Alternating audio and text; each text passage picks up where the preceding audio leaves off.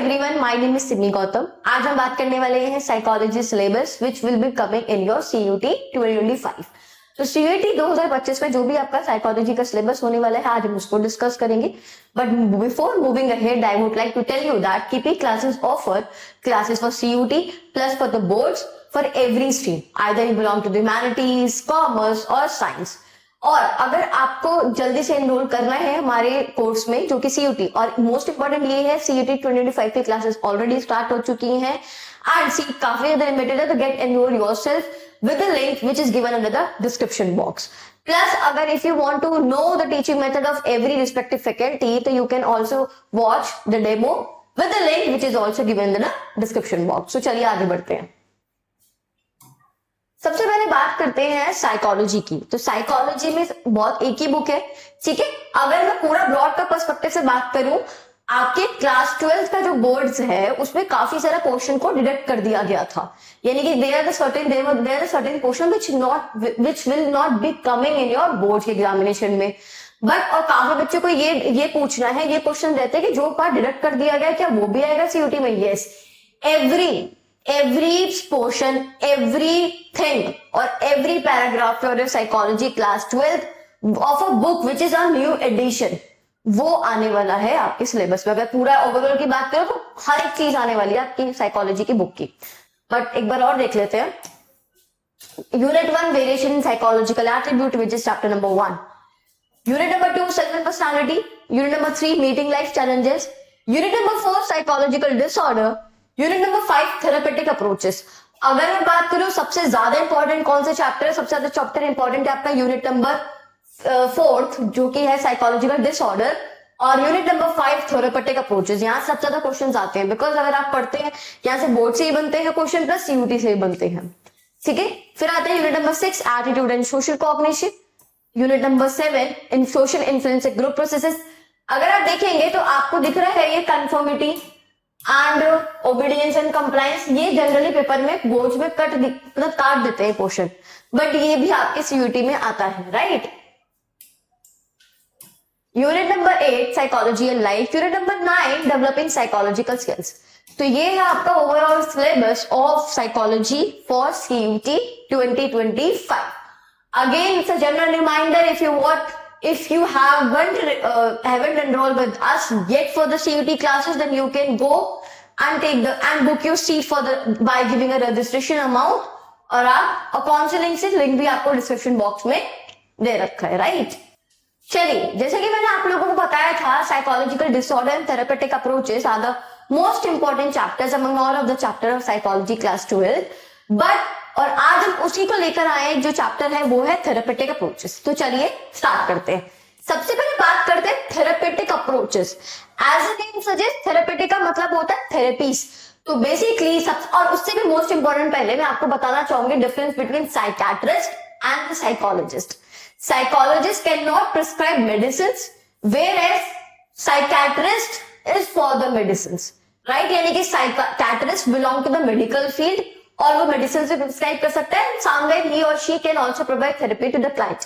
But if I talk about psychologists, psychologists are from the non-medical background and hence they cannot provide medical prescriptions, right? This is a major difference between. और जो आपकी class 12, तो obviously बात है, there are the psychology for the, अभी अगर हम बात करें क्लास 12 की, तो इट्स मोर और less focused upon the psychologist, not towards the psychiatrist, right. तो थेरेपेटिक अप्रोचेस का मतलब है कि थेरेपिस्ट कौन हो गया यहाँ पे? ऑब्वियसली साइकोलॉजिस्ट, बिकॉज वो थेरेपिस्ट प्रोवाइड करता है, ठीक है। तो क्या अप्रोचेस थेरेपिस्ट अडॉप्ट करता है in order to cure the client और हिज प्रॉब्लम, राइट। तो थेरेपेटिक अप्रोचेस का मतलब होता है therapist, what are the approaches which therapist adopt in order to cure, in order to solve the problem of the client, right. Next बात करते हैं, अब चलते हैं क्या है ये थेरेपेटिक का मतलब हो गया साइकोथेरेपी। साइकोथेरेपी क्यों? It deals with the mind, right. तो साइकोथेरेपी क्या है? साइकोथेरेपी इज अ रिलेशनशिप, और I would say it's a voluntary relationship between two person. कौन कौन है वो दो पर्सन? सबसे पहला between the person who is seeking the treatment, यानी कि क्लाइंट, एंड अनदर पर्सन कौन है, who is giving the treatment, यानी कि थेरेपिस्ट। तो दो पर्सन हो गए, कौन कौन से दो पर्सन हो गए, जो क्लाइंट, जो एक तो हो गया आपका क्लाइंट, एक हो गया आपका थेरेपिस्ट, ठीक है, एक हो गया आपका क्लाइंट और एक हो गया आपका थेरेपिस्ट, यानी कि ये दो person. Therapist provide the treatment, on the other hand client seeks the treatment. तो ये हो गया। मोस्ट इंपॉर्टेंट की बात है, it's a voluntary relationship. Every time this particular question come in your examination of CUET कि भाई ये कौन सा रिलेशनशिप है, it's a voluntary, it's a non voluntary, और it's a general relationship, right, और ऑल ऑफ द अबव। तो it's a voluntary relationship because I have my own willingness to approach to the therapist, right. अगर मैं जबरदस्ती पीट पीट के लेके गया तो ऐसा मतलब नहीं है। अब आप बोलोगे अगर कोई पेरेंट पीट पीट के लेके गया तो ऑब्वियसली बात है the consent below the age of 18 is immaterialistic, right, ये होता है। बट हमारा पेरेंट्स ये बुरा सुनना चाहते हैं, राइट। और ये उसके फॉलोइंग कैरेक्टरिस्टिक्स है, ठीक है, जैसे कि और भी आप देख सकते हैं, reinforcing client resolve betterment, listening emotional pressure, unfolding the potential, modifying habits। Basically ये सारी चीजें थेरेपिस्ट करता है, उसकी प्रॉब्लम सॉल्व करता है क्लाइंट्स की, उसको इमोशन जो प्रेशर उसको है उसको लेस बर्डन करता है, प्लस उसकी हैबिट्स को चेंज करेगा, प्लस जो थिंकिंग पैटर्न्स है उनको भी चेंज करता है। Moreover self awareness, because there are the certain people who always having a problem regarding their body, regarding their shape, regarding their color. And this particular problem is generally with the girls, right? But listen, every girl is beautiful in their own way, irrespective of the fact of their size, color और shape. है कि नहीं भाई? अगर ये बात अच्छी लगी तो बताओ। जैसे एक मैंने कोट भी कहीं पढ़ा था कि every flower is beautiful in their own way, ऐसे ही every girl is beautiful in their own way. तो we girls should respect ourself, because जब तक हम अपने आप को रिस्पेक्ट नहीं करेंगे दूसरा पर्सन भी हमारे को रिस्पेक्ट नहीं करता, राइट। तो चलिए, वेरी गुड।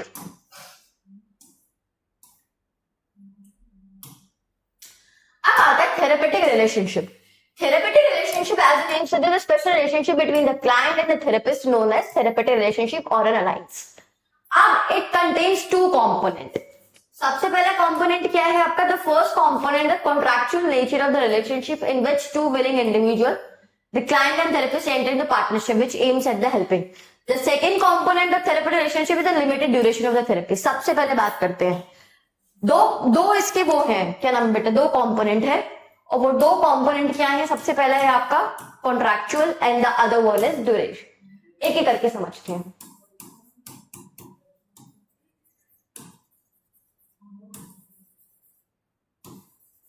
ड्यूरेशन, सबसे पहले जब आप थेरेपिस्ट के पास जाते हो तो पहले हम ड्यूरेशन समझते हैं, बाद में कॉन्ट्रैक्चुअल समझेंगे। तो जब सबसे पहले जब आप थेरेपिस्ट के पास जाते हो तो आप थेरेपिस्ट से पूछते ना भाई, या अगर जनरली बात करें, whenever you go to the doctor in order to solve your diseases or in order to cure your diseases, तो ये जनरली ask the question कि मैं कब ठीक हो जाऊंगा या हो जाऊंगी, एवरी टाइम कि भाई मुझे कितना टाइम लगेगा ठीक होने में। तो ऐसा ही साइकोलॉजिकल थेरेपी में होता है, यानी कि साइकोथेरेपीज में होता है। जब भी हर एक प्रॉब्लम के लिए क्या बना रखे हैं, देयर इज अ ड्यूरेशन, ठीक है, कि डिप्रेशन अगर शॉर्ट टर्म डिप्रेशन है तो कितना टाइम लगेगा, लॉन्ग टर्म डिप्रेशन है कितना टाइम लगेगा, एंजाइटी है, नर्वस डिसऑर्डर है, डिसोसिएटिव आइडेंटिटी डिसऑर्डर, तो how much time that person will take in order to be a मतलब नॉर्मल पर्सन में, राइट। अब होता क्या है, for example generally a particular person takes 4 to 5 sessions, right.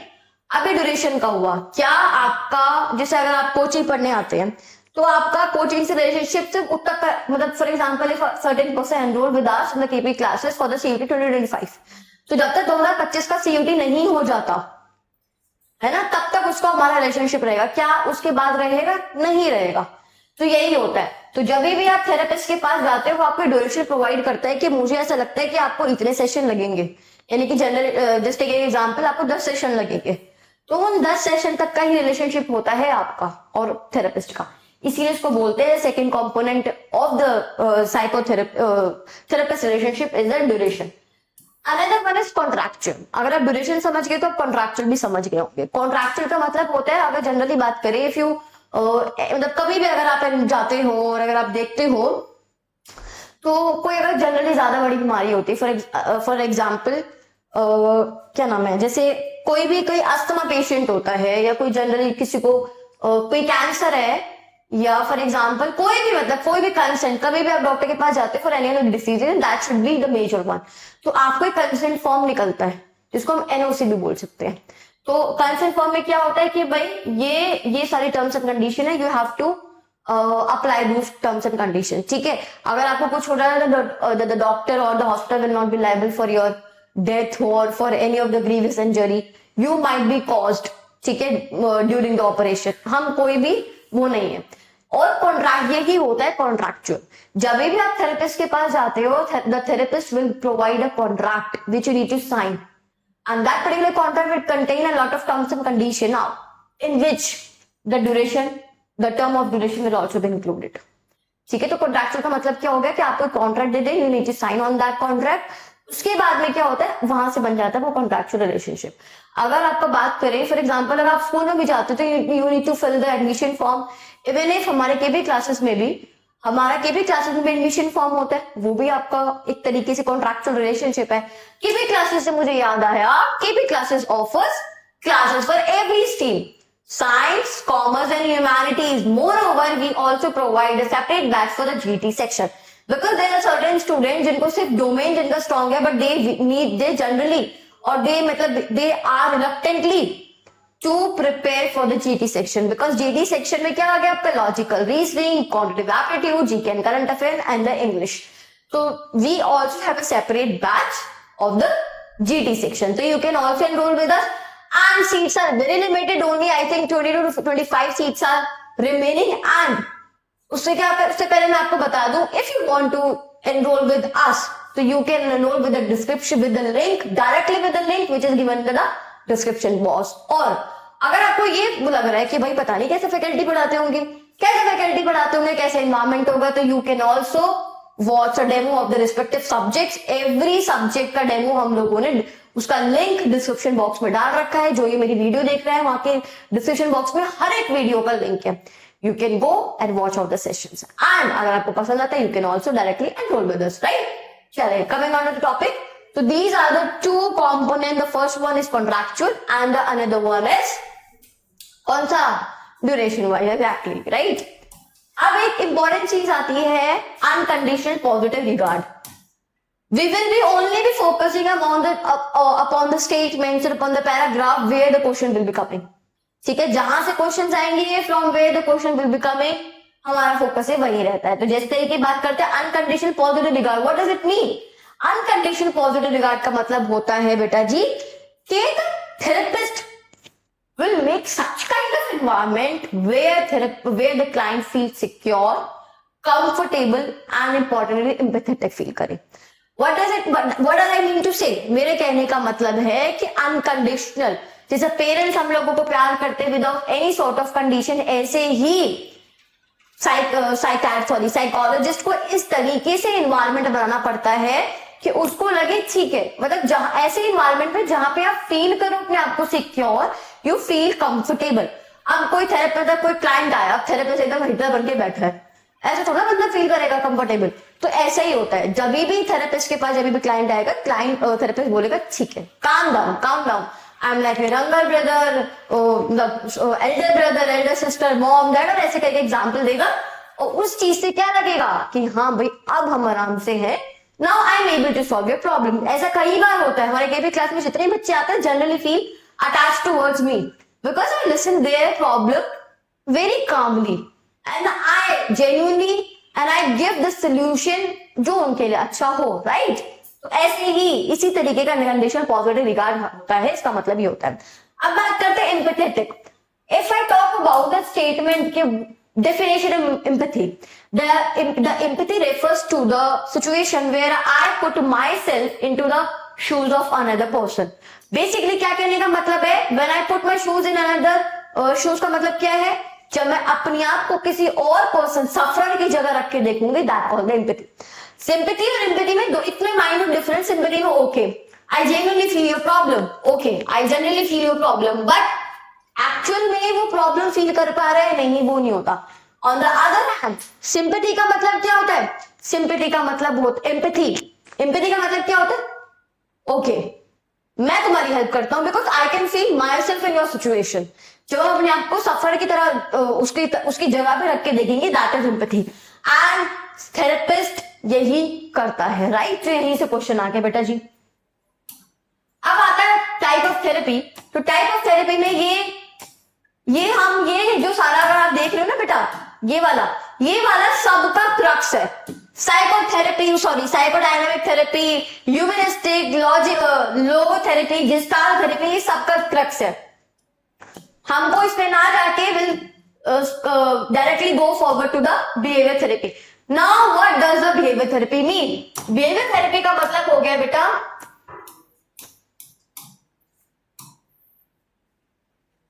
Faulty behaviour pattern. अगर मैं बहुत गुस्से में हूं, बहुत ज्यादा मेरी अप्रोच रेडिकल हो गई है, I became a very self obsession kind of person, ठीक है, और मैं बहुत ज्यादा गुस्से में, फ्रस्ट्रेटेड, एवरी टाइम मतलब एग्जॉस्टेड, या मैं हंसती खेलती हूँ बट पता नहीं सडनली मुझे क्या हो गया, मैं अब एकदम चुप हो गई। तो ये होता है जब हमारे बिहेवियर में चेंज आने लग जाते हैं, और I would say faulty behaviour जब हमारा हो जाता है, हमारा थॉट पैटर्न खराब हो जाता है, तब हमको थेरेपिस्ट क्या देता है? बिहेवियर थेरेपी हमको वो प्रोवाइड करता है, ठीक है। बिहेवियर थेरेपी यानी कि in order to correct your behaviour, ठीक है। ये हो गया बेटा। अब यहां से आपके दो तीन चीजें इंपॉर्टेंट आती है, वो हम पढ़ने वाले। सबसे पहले आता है आपका malfunctioning antecedent factor, maintaining factor. अब वो देखना है आपको।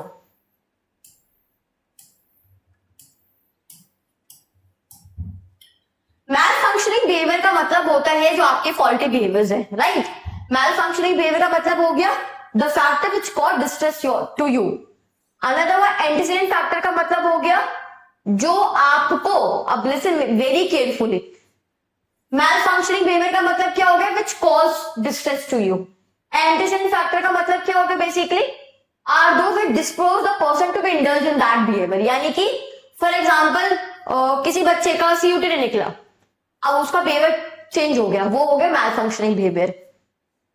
एंटीसीडेंट फैक्टर का मतलब हो गया अब उस बच्चे का बार बार सीयूटी नहीं निकल रहा। अब बेसिकली मैल फंक्शनिंग फैक्टर, एंटीसीडेंट फैक्टर आप समझेंगे। एंटीसीडेंट फैक्टर का जनरली मतलब होता है द कॉज और द प्रॉब्लम और the things which pressurize that person to be indulged in that behavior.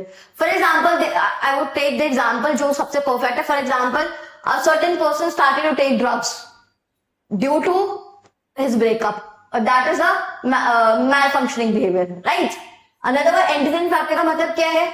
उसके फ्रेंड्स ने और उसको प्रेशराइज किया कि मतलब उसको अल्कोहल कंजम्पशन करा रहे, बहुत बढ़िया, मतलब बहुत सारे नशे करा रहे, and that is antecedent factor. यानी कि जो उस चीज से आपको भरने नहीं दे रहा। अगेन मेंटेनिंग फैक्टर, यानी कि which leads to persistent of your faulty behaviour. तो ये तीन चीजें हो गई आपकी जहां से क्वेश्चन बनता है, right.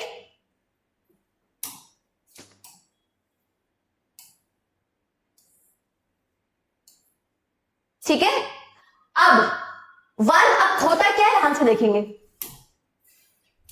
Once a faulty behavior which caused distress have been identified, a treatment package is chosen। यानी कि अगर अब हो गया फॉल्टी बिहेवियर में पता लग गया, ठीक है, कि क्या है, कहां से प्रॉब्लम है, अब उसके बाद एक पैकेज चूज किया जाएगा कि भाई तुम्हें टाइम कितना लगेगा ठीक होने में। That is what the faulty, that is what the treatment package is. The aim of the treatment is to extinguish the और to eliminate the faulty behaviour, substitute them with adaptive behaviour patterns. अब यानी कि main focus behaviour therapy का होता है to substitute और to eliminate the faulty behaviour and ठीक करना उसको। और ये किस चीज से करता है? Antecedent operation and consequent operation, ठीक है। एंटीसीडेंट ऑपरेशन का मतलब क्या? फॉर एग्जांपल आप समझते हैं, इसका एग्जांपल दे रखा है एपी की बुक में, बड़ा बढ़िया सा एकदम, ये रहा बेटा। If a child gives trouble in eating dinner and establishing operation would to be to decrease up. यानी कि अगर कोई बच्चा डिनर नहीं कर रहा, आप उसका ब्रेकफास्ट का खाना कम कर दो तो वो आराम से डिनर करेगा। तो यही होता है स्टैब्लिशिंग और कॉन्सिक्वेंट ऑपरेशन। स्टैब्लिशिंग का मतलब क्या होगा? मैंने ऐसा फैक्टर को चूज किया जिसकी वजह से वो डिनर करेगा, क्योंकि मैंने खाना उसे कम दे रही हूँ। कॉन्सिक्वेंस क्या हुआ उसका, यानी कि रिजल्ट क्या हुआ मेरी ब्रेकफास्ट कम देने का? वो डिनर खाने लग गया जो कभी खाता ही नहीं था। ये होता, ठीक है बेटा। नेक्स्ट आ गया अब आपका टेक्निक्स। तो negative reinforcement and aversive condition are two major techniques of behavioural modification. ठीक है, बिहेवियर 3 है। आप समझते हैं कि करके नेगेटिव क्या होता है। नेगेटिव रीइंफोर्समेंट का मतलब क्या है? For example, one learn to put fuel clothes, burn fire to use, one learns to move away from the danger stimuli. Negative reinforcement मतलब कहोगे you learn how to avoid the problem जिनकी वजह से आपको फॉल्टी बिहेवियर हो सकता है। Aversive condition का मतलब क्या होगा? रेफर्स टू रिपीटेड एसोसिएशन और undesired with an aversive condition. For example, an alcoholic is given a mild electric shock and asked to smell the alcohol. अब कोई कुछ को शॉक दिए जा रहा है, अब बोलो कि स्मेल करो, वो कर ही नहीं पाएगा, राइट। टोकन इकोनॉमी जो मेरा फेवरेट है, when I was doing the internship with one of the psychiatrist, right. वो 40s में थी, मैं काफी मैंने स्टार्ट ही किया था when I was doing the diploma in psychology. तो जब मैंने देखा था तो टोकन इकोनॉमी वाला सब्सटेंस वो बहुत ज्यादा बच्चों को बोलती थी। जो मेरी जो सीनियर मैम थी वो हमेशा बोलते थे कि बच्चों को रिवॉर्ड सिस्टम ऑन करो, टोकन इकोनॉमी सिस्टम ऑन करो। कि फॉर एग्जांपल कि जब आपका बच्चा खाना नहीं खा रहा है, जैसा जनरली हमारे घर में भी होता है, तू बोर्ड्स 90% ला दे तेरे को कार मिल जाएगी, तो बोर्ड्स में 80% ला दे तो आईफोन मिल जाएगा, यही सब होता है। और इसकी वजह से क्या करते हैं, बड़ा इसके लालच में पढ़ना स्टार्ट कर देना। That is what the token economy is, right.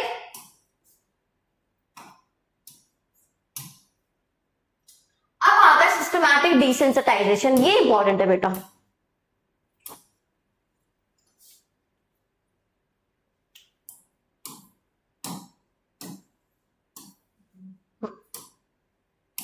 Systematic desensitization is a technique introduced by Wolff for treating phobias or irrational fear. The client is interviewed to elicit fear-provoking situation and together with the client, the therapist prepares a hierarchy of anxiety-provoking stimuli with the least anxiety. यानी कि क्या मतलब है? Systematic desensitization adopt किया जाता है, उसको provoke किया जाता है। फॉर एग्जाम्पल, अब कोई बंदा गुस्सा कर रहा है, आपने एक है ना वो एक मैं तेरा हीरो हूं करके जो मूवी है, शायद उसकी है, वरुण धवन है ना, और एलिना करके कुछ नाम है उस हीरोइन का, डिसूजा ऐसा कुछ नाम है। तो उसमें क्या करते हैं, अगर आपने देखी हो वरुण धवन वाली जो मूवी है मैं तेरा हीरो हूं, उसमें क्या करते हैं, जो एलिना को जो उस बच्ची को परेशान करता है, तो उसको गुस्सा बहुत आता है, तो गुस्से की क्लासेस लेता है। उसमें अगर आपने ध्यान से देखी होगी पिक्चर, तो प्रोफेसर ऐसी काफी सारी प्रोवोकिंग सिचुएशंस देता है उसको। सबसे पहले मतलब हायर प्रोवोकिंग सिचुएशन कि तू बन जाए है, तो ये है जिससे उसको गुस्सा आएगा, वो चलते लीस्ट पे आ जाता है। ऐसे ही होता है बिहेवियर में। हम सबसे पहले थेरेपिस्ट उसको बहुत ज्यादा ऐसे सिचुएशन देगा जहां उसका बिहेवियर, जहां उसका फॉल्टी बिहेवियर सबके सामने आना ही आना है, और फिर बाद में लीस्ट में चला जाएगा। ये होता है सिस्टमैटिक डिसेंसिटाइजेशन। अब कॉग्निटिव बिहेवियर बहुत सिंपल सी है। कॉग्निटिव बिहेवियर क्या करती है? It identifies the cause of psychological disorder. ठीक है, it generally identify the cause of a psychological disorder, और ये होता है रैशनल इमोटिव थेरेपी से। बेसिकली क्या होता है, the central thesis of this therapy is that irrational beliefs mediate between the incident event and their consequences. कहने का मेरा मतलब क्या है, जो बिहेवियर है वो क्या करता है, उसको सही बिहेवियर से करके मोल्ड कर दिया जाता है, राइट। अब उससे पहले आपको मैं सीबीटी बताऊं, उससे पहले चलते हैं बेटा हमारा ह्यूमनिस्टिक एक्जिस्टेंशियल थेरेपी। इससे काफी सारे क्वेश्चंस आते हैं। अब ये थेरेपी क्या है बेटा? ये है आपकी humanistic. As the name suggest, it deals with the human existence. इसमें हम सेल्फ एक्चुअलाइजेशन के बारे में पढ़ते हैं, बिकॉज ये थेरेपी उन पर अप्लाई होती है जिन पर्सन को काफी ज्यादा अपने आप को लेके अवेयरनेस रहती है, और बेसिकली वो बहुत ज्यादा अपने आप को लेके मतलब वो रहते हैं क्या, बहुत डरे रहते हैं कि हमारे अंदर ही कमी है, बहुत डीमोटिवेटेड रहते हैं। हाँ, this is the right word. ठीक है, पढ़ते हैं मैं इसको। The humanistic existential therapy postulate that psychological disorder arises from the feeling of loneliness, alienation and inability to find out the meaning and the fulfillment of the life. कोई भी problem बेटा जी, कोई भी प्रॉब्लम आपकी लाइफ में या कोई भी अगर आपको डिसऑर्डर होगा ना, वो सिर्फ होगा इसलिए क्योंकि आप हमेशा लोनली, एलिनेटेड फील करते हैं। अगर मैं आज आपसे शर्त लगा रही हूँ, कभी जैसे फॉर एग्जांपल मुझे भी बहुत ज्यादा अकेला ना पसंद है, अगर हफ्ते में क्योंकि हमें एक ऑफ मिलता है तो I need to spend some time with myself only. But अगर बात करो मुझे 3-4 ऑफ मिल गए दिन के, तो मैं अकेले घर में बंद ही नहीं रह सकती। राइट। तो ये ही होती है, जब आप अकेले रहते हो तो सारी प्रॉब्लम का जड़ वही होती है। तो इसमें आपको सेल्फ एक्चुअलाइजेशन कराते हैं थेरेपी में। सेल्फ एक्चुअलाइजेशन का मतलब होता है आपको कंप्लीट पर्सन बनाते हैं, मतलब आपको आपके बारे में सेल्फ अवेयरनेस कराएंगे। अब सेल्फ अवेयरनेस कैसे करेंगे, आपकी अचीवमेंट कितनी करी, therapist will going to ask how much you achieve in your life. ठीक है, ओ गॉड आपने तो ये कर लिया, आपने तो वो कर लिया, and this is what the self actualization is. ठीक है, आपको कंप्लीट पर्सन बनाना, आपकी अच्छाई आपको गिनवाना, आपकी स्ट्रेंथ आपको गिनवाना, how much beautiful you are और how much handsome you are, ये सब चीजें बताना। अब इन सब से सेल्फ एक्चुअलाइजेशन आता है। फॉर एग्जाम्पल, अगर बंदा अच्छे से तैयार होकर गया, अगर सब उसको कॉम्प्लीमेंट करे कि हाँ भाई तू तो बहुत सुंदर लग रहा है, तू तो बहुत सुंदर लग रही है, तू तो कितना हैंडसम लग रहा है, तुम कितनी गॉर्जियस लग रही हो, हमारा दिन बन जाता है। तो this is where self actualization arises. But most importantly as a general code, आपको आप खूबसूरत हो या आप हैंडसम हो ये बताने वाला दुनिया कोई नहीं होती। You need to look yourself in the mirror and then say oh my God मैं तो कितनी अच्छी लग रही हूँ, ओ भाई मैं तो बहुत बढ़िया लग रहा हूँ, ऐसे बोलेंगे। राइट, यही होता है। जैसे वो कौन सी कभी खुशी कभी गम में जो वो है कौन, करीना कपूर जो बोलती है, right, she was such obsessed with her character, और मुझे उसका कैरेक्टर बहुत अच्छा भी लगता है। ठीक है बेटा, ये करता है। फिर एक्जिस्टेंशियल थेरेपी किसने दी थी, Viktor Frankl, psychiatrist and neurologist performed the logotherapy. Logo is a Greek word for the soul and logotherapy means a treatment for the soul. तो logotherapy was given by the Viktor Frankl and logotherapy stands for the treatment for the soul. For example, ये थोड़ी spiritual से related है, इसमें आपको spiritual चीजें पढ़ाई जाती हैं कि भाई अगर आपका, फॉर एग्जांपल हमारी भगवत गीता में भी ये लिखा हुआ है, अगर आपका जन्म हुआ है तो आपका जन्म कुछ ना कुछ करने के लिए हुआ है, कोई चीज आपके लिए है जो आपका ही वेट कर रही है। राइट, मैं इन सब माइथोलॉजी में बहुत ज्यादा बिलीव करती हूँ, बिकॉज ये सारी माइथोलॉजी काफी ज्यादा स्ट्रेंथ मुझे प्रोवाइड करती है। तो लोगोथेरेपी कहीं ना कहीं revolves around the spirituality. Right, ठीक है। Frankl called this person of finding meaning even in the life-threatening circumstances, a process of a meaning making. The basis of meaning making the person quest for the finding of the spiritual truth of one's existence. Right? मेरा कुछ जन्म हुआ है तो मेरा जन्म कुछ अच्छाई के लिए हुआ है। There are the certain things, or there are a lot of things which are waiting for me. ये होता है लोगोथेरेपी। लोगोथेरेपी में आपको बताते हैं यार, और ये लोगोथेरेपी पता कहाँ आती है ज्यादा जनरली, जिन पर्सन को सुसाइडल थॉट्स होते हैं। तो whenever person is having a suicidal thought that I should die, मेरे को कोई प्यार नहीं करता, मेरे को ये नहीं करता, भाड़ में जाने दो। सच्ची बता रही, लोगोथेरेपी यही बोलती है, भाड़ में जाने दो। ठीक है, आपका जन्म हुआ है तो आपका जन्म हुआ है बेटा जी कुछ धरती पे कुछ करने के लिए, and you have to achieve. And इतनी सारी चीजें जो लाइन बना के आपके वेट कर रही हैं वो कैसे होगा, ये सारी चीजें लोगोथेरेपी बताती है। लोगोथेरेपी मुझे मेरी पर्सनल फेवरेट है ह्यूमनिस्टिक एक्जिस्टेंशियल थेरेपी। ठीक है, फ्रैंकल एम्फेसाइज एक बार देख लेते हैं बेटा। ह्यूमनिस्टिक एक्जिस्टेंशियल थेरेपी के अंदर में लोगोथेरेपी भी आती है, जस्टाल थेरेपी भी आती है, क्लाइंट सेंटर्ड भी आती है, तो आप कंफ्यूज मत होना। Frankl emphasized the role of spiritual anxiety leading to the meaningless. For example, the goal of a logotherapy is to help the patient to find out the meaning. दोबारा पढ़ते हैं। The goal of a logotherapy is to help the patient to find meaning and the responsibility in their life, irrespective of their life circumstances. No matter what, आपकी life में अच्छा है, बुरा है, सुख है, दुख है, no matter. You should be happy and you should be doing whatever you are doing whenever you are happy. समझ गए? यानी कि no matter what the situation is, either it's good or bad, ठीक है, no matter what kind of situation you are revolving around, you should be happy like the way you are happy in the happy circumstances situations, right? तो आपको इस तरीके से अपनी life जीनी है। That what the logotherapy or I would say humanistic existential therapy says, right? In logotherapy, the therapist is open and share his or her feelings. यानी कि कभी कभी थेरेपिस्ट इन सारी थेरेपी ह्यूमनिस्टिक में ये भी बताता है कि मेरे साथ में क्या हुआ, how I cope up with that problem, ये सारी भी चीजें बताता है। अब बात आती है अभी client centred therapy. Client centred therapy किसने दी है? Client centred therapy was given by the Carl Roger. Roger combined scientific rigor with the individualistic practice of a client-centered psychotherapy. Roger brought into psychotherapy the concept of self with freedom and choice.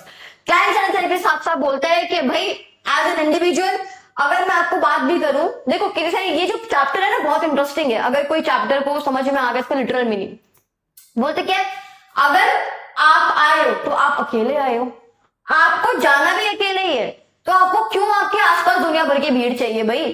अगर आपका आए भी अकेले हो, जाना भी अकेले हो, तो स्ट्रगल भी अकेले करो, राइट? फ्रीडम होनी चाहिए. The therapist provide a warm relationship in which the client can reconnect with his or her disintegrated feeling. यानी कि काफी सारे, because I would not take the name of a student. मेरे से अभी क्या हुआ था, बहुत साल पहले की बात है. There was a student who was suffering from the PCOD, right? तो पीसीओडी में जनरली आपको मैस्कुलिन चीजें आ जाती है, मतलब शेप थोड़ा आ जाता है and you will become fatty, right? Girl थी वो. She was crying. जब मैं जनरली बच्चे जब आते हैं तो मतलब I become very frank with them. तो अब क्या हुआ, that was my first class, sorry that was my second class. जब उसने मुझे बोला ma'am I need to talk to you, मैं ठीक है करो बात. तो उसने बोला ma'am let the other person गो, तो उसके बाद मैं टॉक टू यू. मैंने ठीक है लेट्स वेट एंड उनको जाने तो बाकी बच्चों को. Then she come to me and then she talk, मतलब देन शी टोल्ड मी कि भाई मेरे को ऐसा ऐसा प्रॉब्लम है, मुझे कोई ऐसा सपोर्ट नहीं करता.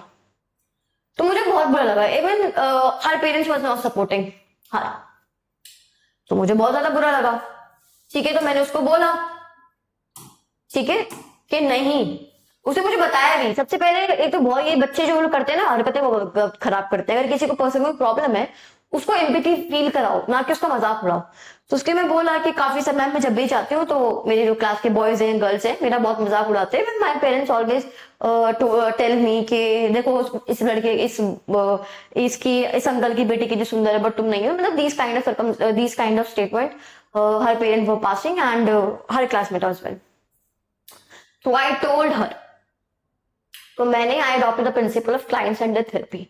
अब मैंने बोला कि no, you are beautiful in your own way because none of the person. बच्चे लड़कियां इतनी ज्यादा सेंसिटिव होती हैं अपनी चीज को लेके. इवन अगर कोई किसी को थोड़ा सा भी कोई प्रॉब्लम हो गई ना, they would not go outside to the doors, वो बाहर ही निकलेंगी. But you are the brave girl. और literally she was brilliant. She is brilliant in her studies. She has already cracked the CUET examination of 2023. बहुत brilliant. हाँ 2023 या 2022, बहुत ही बढ़िया पढ़ाई में. तो मैं उसको बोला यहाँ पे कितनी लड़कियां बैठी हैं, तुमसे तो कोई इंटेलिजेंट नहीं है. तो मैं उसको काफी सारी चीजें बोलूं जो उसको बहुत अच्छी लगी. मे बी उसको कहीं ना कहीं वो चीजें अच्छी भी लगी. And she also applied my statements और my therapies into her real life situation. ये भी होता है. तो प्लीज अगर कोई पर्सन अगर ऐसा कुछ कर रहा है ना बेटा, अगर किसी को कोई दिक्कत है तो रेदर देन उसका मजाक उड़ाने से अच्छा आप उसको सपोर्ट करो. तो दिस इज ऑल अबाउट. ठीक है, इसमें थोड़ा सा ये वो है स्काई वगैरह की full form you can see. And this is all about the chapter of therapeutic approaches. And ये देख लेना बेटा, ये सुदर्शन क्रिया योगा की फुल फॉर्म आ जाती है, तो आप ये भी देख सकते हो. ठीक है, पोस्ट ट्रॉमेटिक स्ट्रेस डिसऑर्डर क्या होते हैं? पोस्ट ट्रॉमेटिक स्ट्रेस डिसऑर्डर एक बार पढ़ते हैं इनको. जनरली बता रही हूँ ये पोस्ट ट्रॉमेटिक स्ट्रेस डिसऑर्डर का मतलब होता है फॉर एग्जाम्पल किसी की लाइफ में कुछ बहुत बड़ा चीज हो गई, बहुत ट्रॉमेटाइज चीज हो गई है. कोई पर्सन ने मतलब बहुत साल मेहनत करके कुछ पैसे जमा किए. 60 साल का कोई ओल्ड पर्सन है, 60 साल तक पैसे जमा करे, चोरी हो गए. बहुत ट्रॉमेटिक सिचुएशन है उस पर्सन के लिए. अब जो चीज हो गई, traumatize event has been conducted, has been happened. उसके बाद आपको क्या चीजें होती हैं, आपके मेंटली डिस्टर्ब क्या चीजें करती है, उसको बोलते हैं पोस्ट ट्रॉमेटिक स्ट्रेस डिसऑर्डर. यानी कि once the traumatic event has happened, what are the circumstances, what are the situation will our sufferer will be facing, वो चीजें भी डिसऑर्डर क्रिएट करती है. This is all about the chapter of therapeutic approaches. And once again मुझे आपको बताना है, if you like this video do a thumbs up and if you have any sort of doubt do let me in the comment section. Most importantly अगर आप लोगों के KP classes में CUT के लिए क्लासेस या फिर बहुत से क्लासेस के एनरोल करना है, you can directly go and register with the link which is given under the description box. So thank you so much guys.